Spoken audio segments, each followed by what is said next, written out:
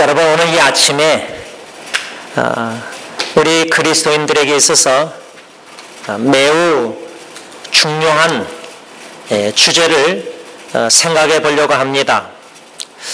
그 주제를 피하고 싶을 수도 있겠지만 하나님의 말씀에서 뭐라고 이 주제에 대해서 말씀하시는지 성경적인 관점을 꼭 가져야 한다고 생각합니다. 그 주제는 다름 아닌 왜 우리 그리스도인들은 고난을 당해야 하는가 라는 질문입니다. 다시 말하면 고난에 대한 문제입니다.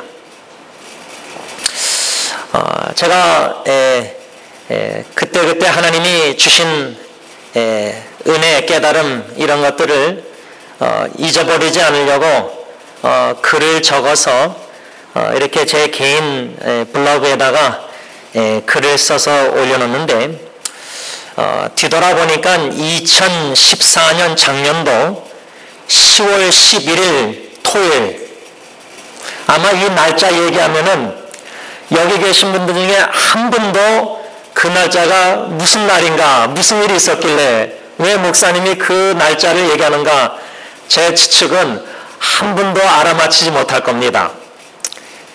저도 몰랐습니다. 다시 뒤돌아보니까, 글을 뒤돌아보니까 그날 2014년 10월 11일, 그러니까 딱 거의 1년 전이었죠. 작년? 벌써 1년이 지났는데 그때가, 그날이 바로 우리 영어 사역에 나왔다가 멀리 얼반으로 이사간 우리 스티븐 켈리 그 부부의 둘째 딸 엘로이스가 수영장에서 빠져서 죽을 뻔한 날이었습니다. 기억나시죠? 우리 야외 피크닉 때도 왔지만은 그 둘째 아이는 우는 모습을 제가 한 번도 못 봤어요. 그 아이는 태어날 때부터 문제를 가지고 중환자실에 입원했고, 엄마랑 그 아이가 작년도 10월 11일 날 가족 식구가 다 모인 날에 수영장에 빠져 있는 것을, 붕붕 떠 있는 것을, 몸이 피부가 산소 그게 안 되니까 시퍼래진 그 모습을 엄마가, 가연자매가 막 아이를 찾다가 수영장에 붕붕 떠 있는 걸 본 거예요. 이거 상상이 되십니까? 그 시퍼렇게 물때에 떠 있는 그 사랑하는 딸의 모습을 보고 충격 속에서 어쩔 바를 모르고 있을 때 한 외국인, 나중에 알고 봤더니 경찰이었습니다. 뛰어들어가지고 엘로이스를 건져내서 CPR해가지고 살아났는데, 그때 그 외국인이 건져내서 CPR하고 있는 때에 이 가연자매 엄마가 옆에서 울면서 하나님께 기도했다고 합니다. 그 와중에도 하나님께 기도하는 거예요, 엄마가. 여러분, 그 쉽지 않습니다. 와중에서 하나님께 기도한다. 제가 이 사실을 어떻게 다 알고 있냐면, 그때 아이가 이제 CPR에서 살아나가지고 중환자실에 입원했을 때 이틀이 지난 날에 자매가 저한테 전화 와서 울면서 그 사실을 알려주고, 또한 그 사진들, 엘로이스 중환자실에 있을 때 사진들을 카톡으로 저한테 보내면서 간증문을 써가지고 저한테 보냈습니다. 간증문을. 그래서 제가 그 사실을 다 자세하게 알게 됐는데, 그 간증문을 제가 쭉 읽고 제 블로그에다가 글을 써놨는데, 간증의 결론은 그 자매가 뭐라고 썼냐면 코테이션합니다. 결국 모든 답은 예수 그리스도 ... 이렇게 써서 저한테 보냈습니다. 그런데 제가 왜 그 간증에 다 듣고 결론을 제 블로그에다가 쓴 이유가 있습니다. 그 이유는, 그 놀랍게도 10월 11일 토요일 이틀 전인 목요일 9일 새벽 기도회 때 제가 마태복음 14장 24절 말씀 중심으로 묵상을 했었는데, 그 그 묵상한 이야기, 성경 이야기가 뭐였냐면 물에 빠지는 사도 베드로를 예수님이 즉시 건져내신 이야기의 사건이었습니다. 그러니까 그냥 스쳐 지나갈 수 있는 일들인데 목요일날 아침 사도 베드로를 즉시 건져내신 예수님의 그 구원의 역사의 말씀을 묵상했는데 이틀 후에 엘로이스가 물에 빠지고 또 외국인을 통해서 건짐을 받고 또 이틀 후에 그 엄마 가연자매를 통해서 간증문을 들으면서 결론적으로 문제의 답은 모든 답은 예수 그리스도. 그저 우연히 말씀을 묵상하고 우연히 아기가 빠지고 건짐을 받고 우연히 엄마가 간증문을 저한테 보내고 그런 게 아니다 그 말입니다. 우리의 입장에서는 이런 일들이 일어나는 일들 시퀀스 이런 일들이 계속 일어날 때 그냥 우연히 일어나고 스쳐 지나갈 수 있지만 그때의 작년도 그 사건들은 하나님께서 저에게 우연히 일어난 게 아니라 하나님이 저에게 말씀하시고자 하시는 게 있나 보다. 왜 이 말씀을 묵상케 하시고 새벽 기도회 때 또 이런 간증을 듣게 하셨는가? 이런 사건이 일어났는가? 그 묵상의 결론은 하나님께서 나와 우리 그리스도인들에게 허락하시는 고난의 목적이 무엇인가? 이 질문을 던지게 된 겁니다. 물론 아이가 놀다가 다 식구들이 있었는데 그 한 아이가 수영장으로 가까이 가서 빠지고 그 부모에게 있어서 또 그 온 할아버지 할머니 가족 식구에게서는 충격적인 일입니다. 그 일들이 우리의 삶 속에 일어날 때 여러분 예기치 못한 일들은 오늘 이렇게 저와 여러분들이 나와서 예배를 드리지만요. 오늘 예배 끝나고 운전하고 집으로 갈 때 또 집에서 또 내일 또 앞으로 미래에 우리의 계획이 없는 여러 가지 예상치 못한 일들이 나뿐만 아니라 내 사랑하는 가족 교회 식구들에게 충분히 일어날 수 있습니다. 작은 고통부터 고난부터 해서요. 큰 고통, 우리가 보기엔 너무나 큰 감당할 수 없는 고난과 역경은 충분히 예기치 않게 다가올 수 있습니다. 여러분 예를 들자면 건강 문제. 아무리 우리가 건강하다 할지라도요. 앞으로 세월이 지나갈수록 우리는 질병과 고통 속에서 허덕이게 됩니다. 또 나는 절대 치매를 걸리지 않아야지. 그런데 원치 않게 사랑하는 부모님이 사랑하는 어르신이 치매가 점점 더 심해지는 것을 목격할 때가 옵니다. 질병, 암과 더불어 치매도 같이 온다. 그럴 때 사랑하는 자식의 딸의 아들의 그 마음이 어떻겠습니까? 이런 일들은 우리가 예상은 할 수 있습니다. 왜? 뭐 세월 지나갈수록 육신의 몸은 연약해져서 여기저기 아프고 쑤시고 망가지고 병이 들고 누구나 다 그런 가운데 죽음을 맞이합니다. 또 병을 간호하는 가족 식구들의 마음속에서 사랑하는 부모가 질병으로 고통당하는 모습을 보면서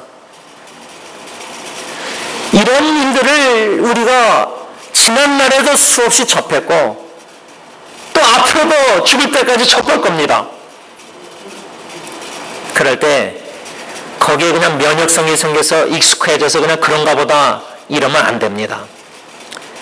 고난의 고통의 문제에 대해서 심각하게 생각해야 됩니다. 그래서 저는 영국의 그 유명한 그 루이스 목사님 그분이 쓴 책 중에 The Problem of Pain, 이 고통의 문제. 오늘 저는 이 고난의 문제 이것을 좀 생각해 보려고 합니다.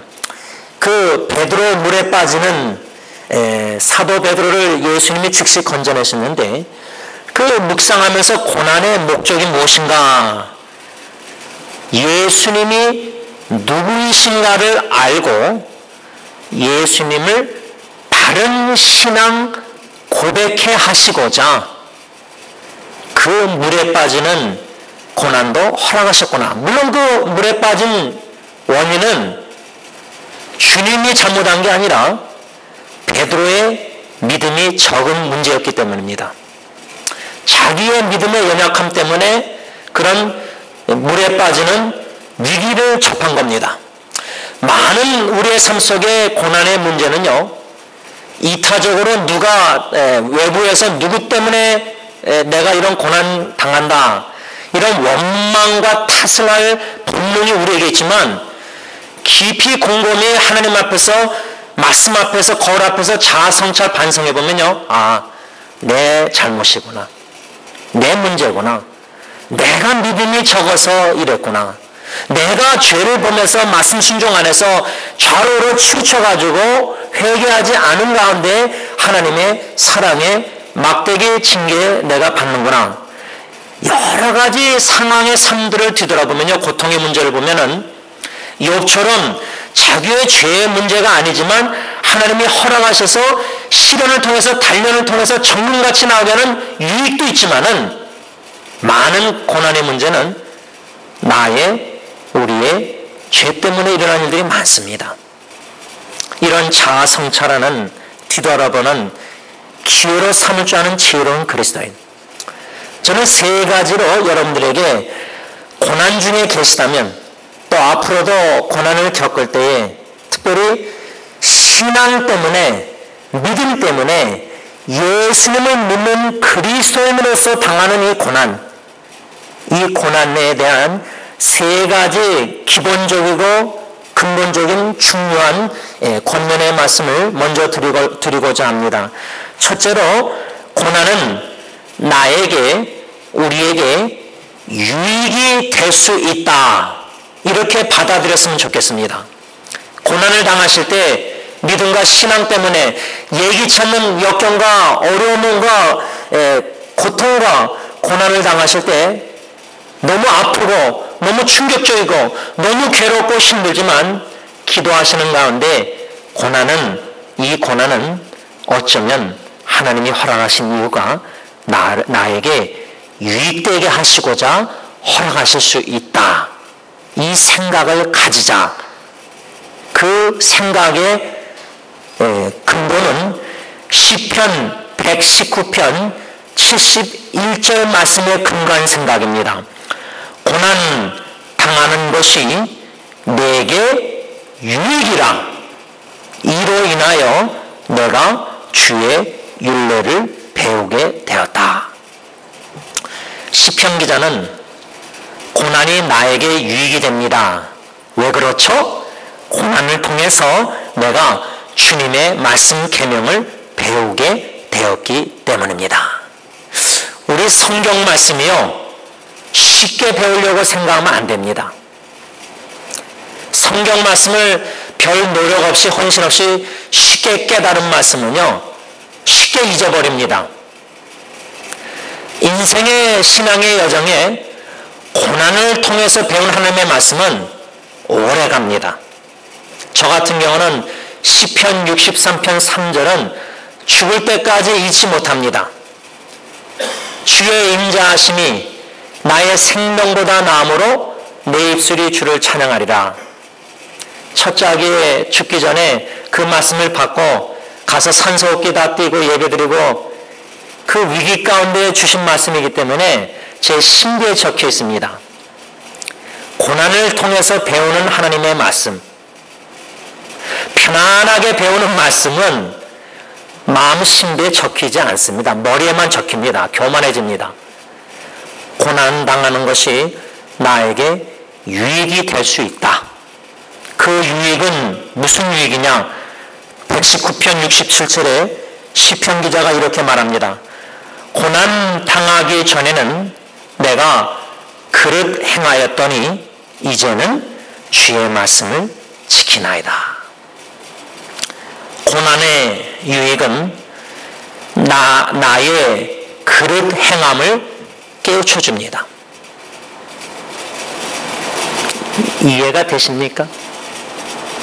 고난 당하기 전에는 나 중심으로 내 마음대로 신앙생활 내 입장에서 다 했는데, 고난을 통해서 나의 이기적인 종교생활의 죄를 깨닫고 하나님의 관점으로 하나님의 입장에서 생각 보게 되고 내가 그릇 행하였구나. 내가 그릇 생각했고 그릇된 마음을 가지고 그릇된 행동을 했구나. 그것을 깨닫게 해주신다. 고난이 없이는 그런 깨달음이 없을 수 있다 그 말입니다. 그 정도로 우리가 참 미련하고 어리석습니다. 미련한 양떼들은 내 멋대로 신앙생활, 내 멋대로 주님 섬깁니다. 근데 매 맞고 나서 보니까 내가 그릇 행했구나. 주님의 입장에서는 주님이 원하시는 섬김은 이런 섬김이었는데, 제가 오늘 아침 묵상기도 여러분들과 함께 기도할 때에 예수 십자가의 희생된 죽음을 생각할 때 누군가에게 사랑하는 배우자에게조차도 이해를 받고 싶고 위로를 받고 싶고 사랑을 받고 싶은 마음도 욕심일 수가 있구나. 예수님은 그러지 않으셨잖아요. 예수님의 사랑은 우리의 사랑과 수준이 다른 것 같아요. 다 주시는 사랑을 했잖아요. 우리의 힘으로는 그런 사랑 가족 식구 못합니다. 교회 사랑. 근데 성령의 충만한 사랑 열매를 맺게 하실 때 무조건적으로 사랑은요, 누군가에게 칭찬을 받고 이해를 받고 싶고 인정을 받고 싶고 사랑을 받고 싶고 위로를 받고 싶은 마음조차도 들지 않고 무조건적으로 사랑을 베푸고 싶은 마음을 충만하게 성령님이 그렇게 하신다는 거예요. 고난을 통해서 그릇된 생각, 행동, 기대 깨닫게 해주신 오늘 이 아침, 저는 이게 또 오늘 그래서 예배 끝나자마자 또 적어 내려갈 거예요. 오늘 주신 깨달음 잊지 않기 위해서. 그래서 실제로 실천 삶 속에 내가 누군가에게 위로받고 싶고 사랑받고 싶고 이해를 받고 싶은 마음이 본능이기 때문에 당연히 들거든요. 사랑한 사람에게. 그러나 그럴 때에도 주님 앞에 마음으로 기도하면서 예수님의 십자가의 사랑을 묵상하면서 그런 사랑, 물된 동산이 되어 사랑을 흘러내려보내는, 그래서 자식들에게도 그런 사랑을 기대하고 이해받고 싶고 칭찬받고 싶은 마음 자꾸만 들거든요. 그러지 말고 예수님의 사랑, 무조건적인 희생적인 사랑으로 자녀도 사랑하고 교회 식구들도 사랑하게 하옵소서. 둘째로 고난에 대한 권면의 말씀은 고난을 통해서 우리는 하나님의 말씀을 더욱더 가까이 할 수 있는 좋은 기회로 삼아야 한다. 첫째는 고난이 나에게 유익이 될 수 있다. 둘째로 고난을 통해서 하나님의 말씀을 더욱더 가까이 하는 기회로 삼자. 이 권면입니다. 둘 중에 하나예요. 예기치 않는 역경과 고통과 고난을 당할 때 사탄이 그 위기를 통해서 유혹을 합니다. 자꾸만 나쁜 생각을 들게 만들어. 삐뚤어진 생각. 그 삐뚤어진 생각 속에서 사탄은 고난을 당할 때, 야, 너 예수 믿는다 합시고 이렇게 하나님은 너에게 고난을 줘? 예수님을 더 잘 믿고 더 열심히 섬기려고 그러는데 더 어려움과 고통이 더 많아집니다. 그런 경험 겪어보셨습니까? 그러면 시편 기자 아삽처럼 내가 깨끗하게 주님을 섬기려고 하는 거 이게 헛되다. 악인은 형통하고 의인은 고통당하고 고민에 빠집니다. 그 고민조차도 없어야 되는데 연약한지라 고민합니다. 그럴 때 사탄이 유혹합니다. 하나님을 더 멀리하고 힘들고 어렵고 고통당할 때 아예 성경책도 보지 말라. 성경 공부 예배 참석하지 말고 하나님의 말씀을 멀리해라. 이 사탄의 유혹입니다. 그래서 고난당하면 둘 중에 하나예요. 하나님의 말씀을 멀리하든지 아니면 더 가까이 하든지 둘 중에 하나예요. 여러분들 삶 뒤돌아보세요. 힘들고 어렵고 고통당할 때 하나님의 말씀 성경책 더 한 번 더 보고 더 열심히 하나님의 음성을 듣고 더 사모했습니까? 아니면 말씀 성경책을 덮어놓고 더 멀리 했습니까? 말씀을 가까이 할 수 있는 좋은 기회가 고난입니다. 저 같은 경우는 고난 역경을 통해서 약속의 말씀을 더욱더 붙잡게 만드시는 성령의 역사를 경험합니다. 왜? 내 자신 어느 누구도 의지할 데 없고 어느 능력 아무것도 없고 무능력 무기력감 속에서 주님의 능력, 주님의 말씀 말씀, 살아운동에는 말씀밖에 붙잡을 수밖에 없는 상황에 몰아가실 때가 있거든요. 그래서 고난은 나에게 유익되고, 고난은 하나님의 말씀을 더 가까이 할 수 있는, 약속의 말씀을 붙잡고 붙들림 받을 수 있는 좋은 기회다. 그 말씀이 나를 지배하는 겁니다. 그 말씀이 나를 컨트롤하는 거예요. 전인격 생각, 감정, 의지를 말씀이 성령을 통해서 지배하는 거예요, 나를. 그거 한번 경험하면요, 야, 말씀의 살아운동력 있는 역사를 경험하는 거예요. 그때가 언제? 고난입니다. 고난. 마지막 한 가지 더, 세 번째 고난에 대한 권면의 말씀은, 고난은 하나님께서 우리의 마음을 단련시키는 도구일 수가 있다. 여러분, 우리 마음 잘 안 변하죠? 하나님이 더 잘 아세요. 그래서 하나님이 변치 않는, 잘 변하지 않는 우리 마음 단련시키시고자 고난의 풀무에 들어가게 하실 수 있다. 근데 신앙에 성숙한 분들은요, 스스로 광야로, 스스로 고난으로, 고난의 품으로 자원해서 들어가지 않나 생각합니다. 우리의 본능은요, 고난당하면서 봉사, 교회, 전도, 선교 안 합니다. 어느 정도 편안하게, 안정되게 신앙생활하길 원해요. 그러다가 안락주의에 빠지면, 쾌락주의보다 안락주의는 신앙의 큰 대적 위험입니다. 근데 신앙생활도 편안하게 하고 싶어 해요. 그러니까 희생과 고난과 헌신이 없어요. 간절함도 없어요. 긴박감도 없어요. 여러분, 고난의 풀무, 마치 잠언 25장 4절 말씀처럼 대장장이가 은에서 찌꺼기를 제하려고 은을 용광로에 넣고 높은 열을 가하듯이, 하나님께서는 우리의 마음을 연단하시려고 고난의 풀무불에 우리를 넣으시사 우리를 단련하심으로 욥기 23장 10절 말씀처럼 정금같이 나오게 하신다. 여러분, 이 세 가지 권면의 말씀을 드렸는데요, 하나하나 말씀 받아들이기 쉽지 않은 권면의 말씀입니다. 고난이 나에게 유익이 될 수 있다. 고난을 통해서 하나님의 말씀을 더 깊이 가까이 하며 더 깊이 깨달을 수 있는 좋은 기회다. 고난을 통해서 잘 변하지 않는 강팍한 내 마음이 변화되어 하나님이 단련시키시는구나. 이 사실 진리를 아멘으로 믿는다면 고난의 통로에서도 주님을 의지하고 바라보면서 감사, 찬양 드릴 수 있게 된다. 그 말입니다. 예수 모르는, 안 믿는 사람들은 도무지 이해 못합니다. 아니, 장례식 때 사랑하는 사람이 죽었는데 어떻게 가족 식구, 모든 교회 식구가 주님의 높고 위대하심을 찬양합니까? 예수 안 믿는 사람 입장에서 우리가 서보면요, 이건 미친 짓입니다. 사랑하는 사람이 죽으면 엉엉 울고 다 꺼져간 것 같고 막 여러 그럴 텐데, 우리의 눈물은 데살로니가 말씀처럼 불신자들의 눈물과 다릅니다. 우리는 눈물 속에서도 기뻐하며 감사, 찬양, 주님의 높고 위대하심을 찬양합니다. 오늘 이 아침에 왜 우리 그리스도인들이 고난을 당해야 하는가? 성경에서 고난을 뭐라고 말씀하는가? 특별히 오늘 본문의 사도 바울이 고난에 참여하기를 desire, 간절히 원했다. 이 사실. 이 편지를 받는 빌립보 교회 성도들.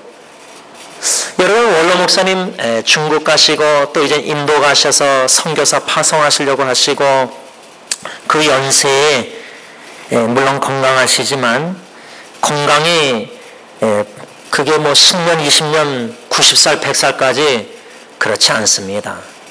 세월 지나갈수록 아무리 건강하신 목사님이라도 하나씩 몸이 약해지고 병이 들고 죽음을 향해서 원로 목사나 우리나 다 가고 있는 현실입니다.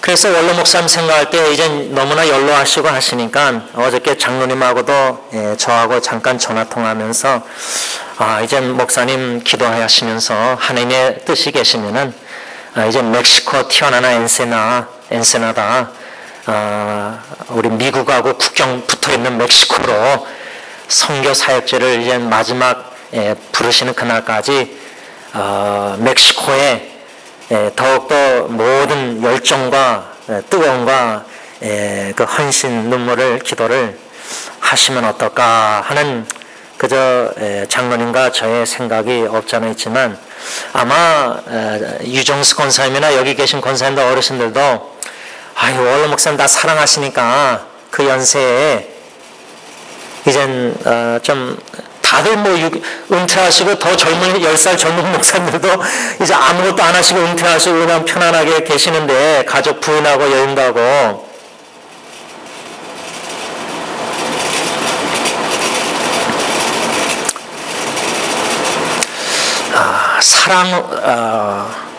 원로 목사님을 사랑하는 마음속에 그 사랑의 관점 표현도 우리 교회 식구들이 가족 식구나 다 다를 수 있습니다. 아마 저희 형이나 저나 저희 여동생 세 자녀도 아버지를 바라보는 관점이 다 사랑하지만 다를 수 있다고 저는 생각합니다. It's okay. 틀린 것이 아니라 그저 사랑 표현도 생각도 관점도 보는 눈이 다를 수가 있습니다. 근데 만일 그 다름 속에서 사랑하는데 사랑의 관계에서 원로 목사님이 가족 식구나 교회 모든 식구들에게 바울처럼 편지를 써내려가면서 예수 그리스도 아는 지식이 가장 고상합니다. 원로 목사님이 금년 총과 중국 가시기 전인가 작년인가 맥도날드에서 저랑 식사하고 제가 토렌스 집에 모셔다 드리는데 차 안에서 저한테 그 연세의 심각한 고민의 얼굴로 저한테 마지막 내리시면서 한마디 예수 그리스도의 복음이 무엇인가?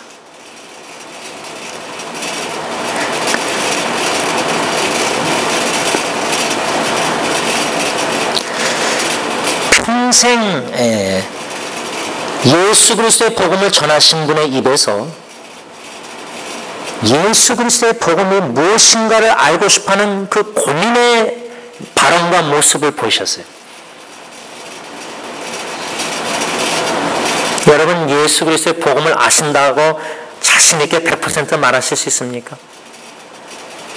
오늘 아침에 묵상기도하면서 예수 그리스도의 십자가의 죽으심을 묵상할 때 주달려 죽은 십자가 찬양하며 기도할 때 그 희생적인 죽음을 생각할 때 내가 하나님의 사랑으로 가족 식구 교회 식구 이 사랑한다는 그 사랑조차도 너무 욕심을 냈구나. 그걸 깨닫게 하셨는데 조금이나마 그래서 조금이나마도 복음을 좀 더 알게 됐잖아요. 오늘 아침 예배 드리면서 죽을 때까지입니다. 예수 그리스도 복음을 알아가는 지식은 죽을 때까지 알아야 됩니다. 근데 원로 목사님이 그 예수 그리스도의 복음을 알고 더 알고 싶어하는 간절함 속에서 예수님을 그리스도를 아는 지식이 제일 귀하고 중요합니다. 중국 떠나시기 전에 설교하시고 주 예수보다도 귀한 것은 없네 다 같이 찬양했잖아요. 그런 분이 중국에서 멀리서 이메일로 편지가 왔는데 예수 그리스도의 고난에 저는 참여하고 싶습니다. 이렇게 편지를 보내신 거예요. 그러면 바울이 그렇게 편지를 로마 감옥에서 고난을 당하는 이 상황에서 그렇게 편지를 써서 보냈을 때 사랑하는 주님의 종, 기도하는 종이 로마 감옥에서 얼마나 고통, 고난, 열감을 상상할 때 그런데 편지를 받았는데 그 편지 내용이 부분이 나는 예수 그리스도 고난에 참여하고 싶습니다.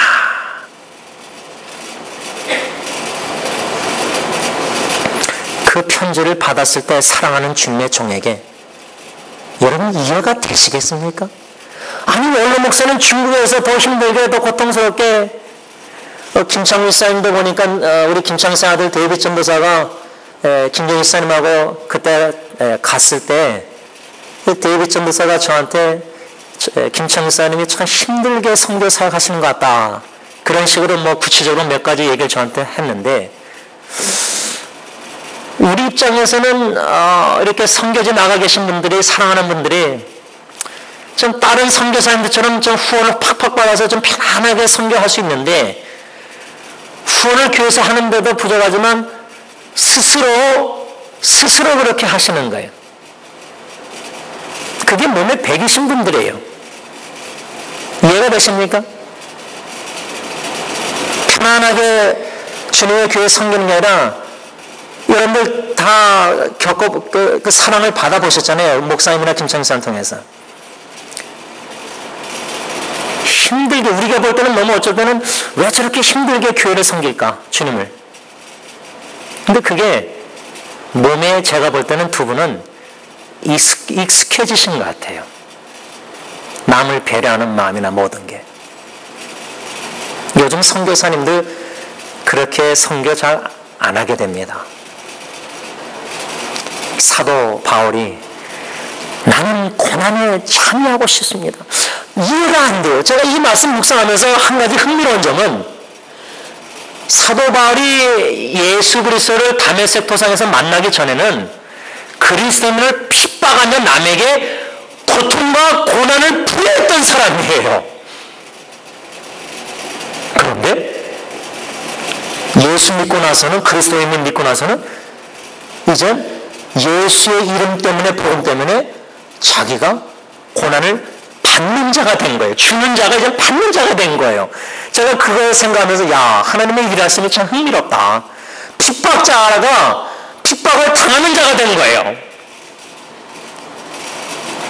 우리의 본능은 신앙생활에도 인간적인 본능은 고난 당하다가 고난 안 당하는 걸 원하는 게 우리의 본능이에요. 네가 일부러 고난의 통로 길을 걸어갑니까? 좁은 길. 너보니 편안하게 길 가는데.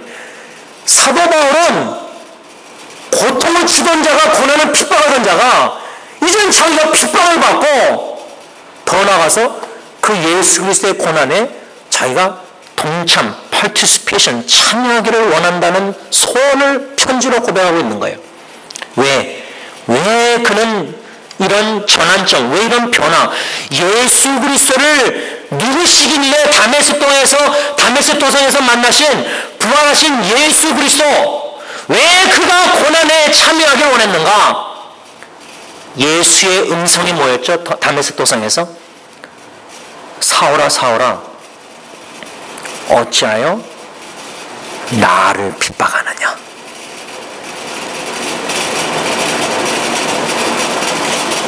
그 음성이 이 사울 바울에게 성령님이 어떻게 들리게 하셨는가?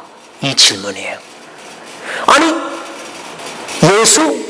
나는 예수를 믿고 예수를 메시아 그리스도라고 선포하고 전도하고 다니는 저 이단들 그리스도인들을 핍박했는데 그 당연히 유대교 입장에서는 유대교를 순교를 지키고자 하나님을 향한 열심으로 핍박한 건데 그게 나는 맞다고 생각하고 여태까지 했는데 그런 확신이 예수의 음성 어찌하 나를 핍박하느냐 여기서 완전히 180도 뒤바뀐 거예요. 그의 유대교 향한 사랑과 신앙 모든 게 완전 180도 바뀐 거예요. 특별히 고난당하시고 십자가에 죽으신 핍박당하시고 십자가에 죽으신 예수 왜 나를 핍박하느냐 그 음성을 듣고 예수를 핍박하던 핍박자가 예수 그리스도를 위해서 핍박과 박해를 받는 자로 변했다 그 말입니다. 이게 바로 복음의 능력입니다. 이게 바로 복음의 능력이라 그 말입니다. 예수 그리스도의 십자가의 고난과 죽으신 예수 그리스도를 알아가는 자 가장 고상한 지식을 아는 자는 예수가 나를 위해서 행하신 십자가의 그 놀라운 은혜를 사랑을 생각할 때 어찌 고난 당하지 않겠습니까? 어찌 예수님을 위해서 조금이나마 희생 안 하겠습니까? 억울하게 힘들게 봉사하면서 오해를 받고 욕을 먹고 있어 오케이 괜찮습니다. 오히려 그거는 불평 원망의 거리가 아니라 오히려 감사의 조건입니다. 오히려 여호와의 증인들은 문밖에 당하면 예수 위해서 내가 고난당하고 사도들처럼 그렇게 사도전 여기는데, 우리가 예수와 그리스도와 복음을 위해서 힘든과 역경과 오해와 고통 고난당하면 할렐루야 아멘 감사합니다. 예수님의 고난에 조금 동참케 하는 은혜라고 여겨야 되지 않겠습니까? 그래서 빌립보서 1장 29절에 바울이 빌립보 교인들에게 편지를 쓰면서 예수 그리스도를 믿는 것이 하나님의 은혜의 선물, 그러나 예수를 위해서 고난당하는 것도 하나님의 은혜인 줄 아십시오, 이렇게 편지 쓴 겁니다. 은혜를 여기십니까? 복음을 위해서, 예수를 위해서, 교회를 위해서 섬기시면서 당하는 어려운 역경, 오해, 상처, 아픔, 은혜를 여기십니까? 하나님의 은혜로 여기라고 사도 바울은 빌립보 교인들에게 편지를 쓰면서 빌립보서 1장 5절에도 항상 그 감옥에서 사랑하는 성도님들 위해서 기도할 때 감사했습니다. 바울이 왜? 여러분들이 복음에 함께 참여해 주신 거 감사합니다. 근데 예수 그리스도의 복음에 참여한다는 것은 예수 그리스도의 고난에 참여하는 것이다, 그 말입니다. 말씀을 정리하고자 합니다. 여러분, 예수님 믿는 거 힘드십니까? 예수님께서 자기의 피로 값주어서 하신 교회, 저와 여러분들보다 주님이 승리교회 제일 사랑하십니다. 그 사랑으로 예수님이 희생적으로 십자가에 죽으시고 피를 흘리시고 다 주셨다면, 그 사랑을 알아가고 있다면 교회를 섬기면서 어려움과 힘든 역경, 고통, 고난, 희생, 은혜입니다. 나 같은 사람이 뭔데 주님이 나를 구원해 주신 것도 은혜인데 나 같은 죄인을 일꾼으로 삼으셔서 쓰시겠다고 하시니 이게 은혜가 아니고 무엇입니까? 쓰임받을 자격이 없는데, 쓰임받을 만한 모든 게 부족한데 내가 너를 쓰마 도구로 주님의 손안에 들려있다는 것 자체만 해도 감격해야 되지 않겠습니까? 그런 와중에 주님의 몸된 교회를 섬기면서 주님의 나라 확장 복음을 위해서 섬기면서 고난을 당할 때 두 가지를 생각하시기 바랍니다. 첫째로 히브리서 5장 8절, 그가 아들이시면서도 받으신 고난으로 순종함을 배웠다. 주님의 몸된 교회, 주님의 복음사, 하나님의 나라를 위해서 섬기면서 고난을 당할 때 첫째는 하나님의 아들이신 예수님도 고난을 통해서 순종함을 배우셨다. 그래서 십자가에 죽기까지 순종하실 수 있었다. 그러면 나도 예수님처럼 고난을 통해서 주님께 순종함을 배워야 되겠다. 고난을 통하여 순종함을 배우고 순종함을 통하여 아버지 하나님을 배우라, 그 말입니다. 호세아 선자는 은통한 고멜과 결혼하라, 음란한 자식을 낳아라, 그 하나님의 이해할 수 없는 명령을 순종함으로 영적 가늠하는 이스라엘 백성들을 향한 아버지 하나님의 마음을 배웠습니다. 고난을 통해서 순종함을 배우고 순종함을 통해서 아버지 하나님의 나를 향한 그 놀라운 사랑의 마음을 배우라. 마지막 두 번째로 로마서 8장 18절, 지금 우리가 받는 고난은 앞으로 우리에게 나타날 영광과 전혀 비교가 되지 않습니다. 기도하겠습니다. 아버지 하나님, 우리의 지극히 작은 어려움과 역경과 고통과 고난, 예수 그리스도 나의 구세주로 주님으로 영접하고 믿음으로 말미암아 오는 이런저런 작은 어려움들, 힘듦들, 그런데 그것도 너무 아프다고 힘들다고 하나님 앞에 땡깡 부릴 때가 많습니다. 예수 십자가의 고난과 고통과 죽음을 주 달려 죽은 십자가를 묵상할진대 나 같은 하나님과 원수된 자가 무엇이간데 이처럼 사랑하시사 희생적인 무조건적인 십자가의 죽으심을 그 죽으심으로 말미암아 모든 죄 사해 주시고 구원해 주신 은총을 묵상합니다. 아버지 하나님, 사도 바울이 예수 그리스도의 그 고난에 동참하기를 간절히 원했던 것처럼 우리도 예수 그리스도의 고난에 겸손의 믿음으로 동참하기를 원합니다.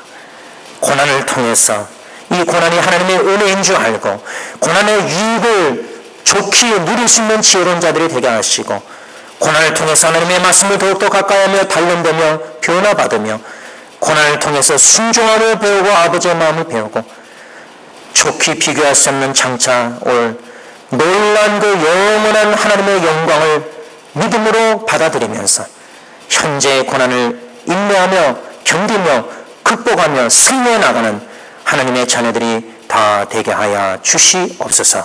예수님의 이름으로 감사하며 기도를 올려옵나이다. 아멘.